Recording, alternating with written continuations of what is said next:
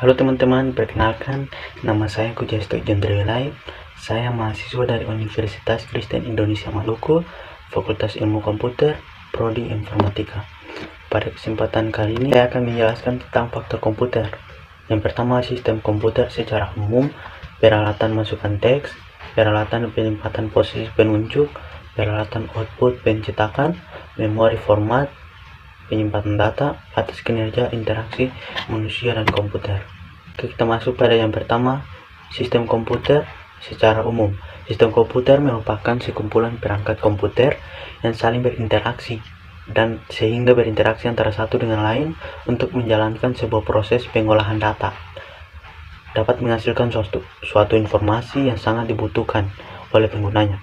Perangkat-perangkat yang terdapat dalam sebuah sistem komputer yaitu ada hardware, software, dan brainware. Kita masuk pada peralatan masukan dan teks. Ada keyboard. Nah, keyboard ini adalah sebuah perangkat keras atau hardware pada komputer yang berfungsi sebagai alat input data yang berupa huruf, angka, dan simbol. Keyboard memiliki beberapa jenis diantaranya yang sering digunakan yaitu QWERTY dan Dvorak. QWERTY merupakan deretan huruf pada barisan paling atas pada keyboard, sedangkan Dvorak susunan hurufnya disusun sedemikian rupa sehingga tangan kanan dibebani lebih banyak pekerjaan dibanding dengan tangan kiri. Yang ketiga yaitu peralatan penempatan posisi dan penunjuk. Yang pertama ada mouse, merupakan alat penunjuk yang dapat dipegang. Bentuknya sudah dikenal dan mudah digunakan.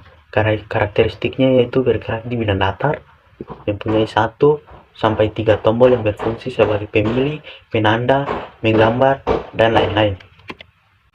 Cara kerjanya ada 2 metode. Yang pertama, mekanik bola di bagian bawahnya mouse itu bergerak seiring gerakan mouse. Bola menggerakkan potensiometer ortogonal, dapat digunakan pada hampir semua permukaan yang datar. Yang kedua yaitu optikal atau cahaya, menggunakan LED di bagian bawah mouse sehingga sedikit rentan terhadap debu dan kotoran. Mendeteksi perubahan berdasarkan perbedaan intensitas sinar pantul saat mouse digerakkan. Yang kedua joystick. Joystick hanya membutuhkan tempat sedikit dan dikontrol oleh gerakan dan tekanan. Joystick sering digunakan untuk permainan komputer atau peralatan ini sudah familiar lah dengan penggunanya. Ada juga layar sentuh, layar yang sensitif terhadap sentuhan. Touchscreen dapat mendeteksi adanya jari di layar, bekerja dengan cara mendeteksi perubahan intensitas cahaya yang memantul yaitu interupsi matriks dari semburan cahaya. Peralatan output pencetakan. Layar komputer. Layar komputer biasanya menggunakan tabung sinar okta difokuskan dan dialirkan oleh medan magnet mengenai layar yang dilapis fosfor yang membuatnya bersinar. Ada 3 jenis yaitu raster scan, random scan, direct view. Pada pencetakan ada printer. Printer ini mengizinkan sembarangan karakter atau grafik untuk dicetak tergantung pada resolusi dotnya. Diukur dalam dot per inci dpi dan printer juga menggunakan pita bertinta. Resolusi umumnya adalah 80 sampai 120 dpi. Memori format penyimpanan data. Memori sama seperti manusia, komputer juga memiliki memori yang berfungsi sebagai penyimpanan informasi.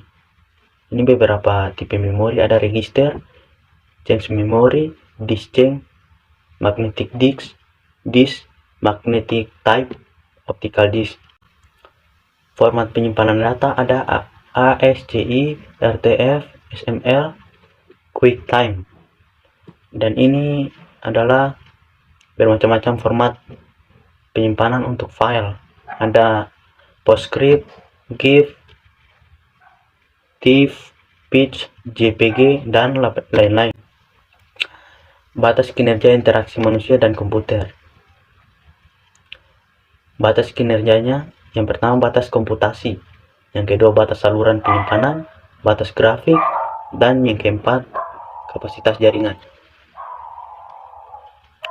Ini adalah referensi yang saya pakai mulai dari sistem komputer secara umum, peralatan masukkan teks, peralatan penempatan posisi dan penunjuk, peralatan output pencetakan, ini linknya.